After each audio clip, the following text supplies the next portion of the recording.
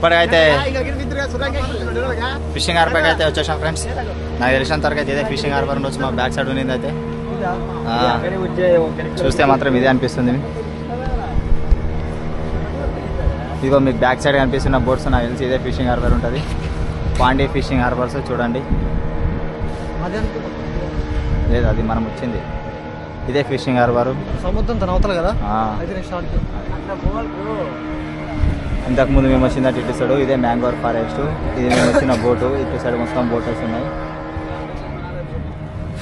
చూసుకోండి. మా వెనుక ఉన్న అయితే mangrove forest.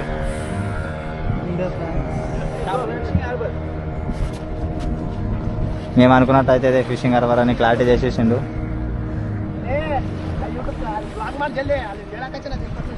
Already start.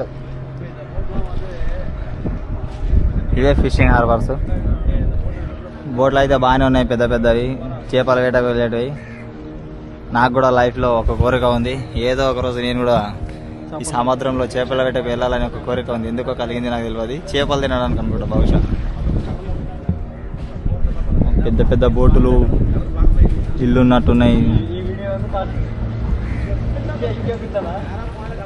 Indian Pondicherry east road.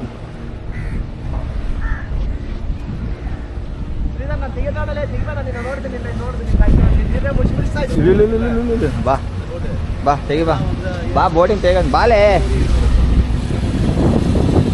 నాచుకెదరంగలే నిమిషం బా మతే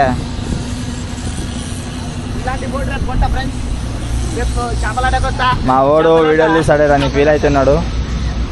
చేపలాట పెద్ద చేప చిన్న చేప చెయ్యి జారిపోకుండా పట్టరకాక. అక్కడైతే వలలు అయితే విడిపిస్తున్నారు ఫ్రెండ్స్. మా ఓడు వీడియో తీద్దామంటే వస్తలేడు. ఇక్కడ రా రా తమ్ముడు.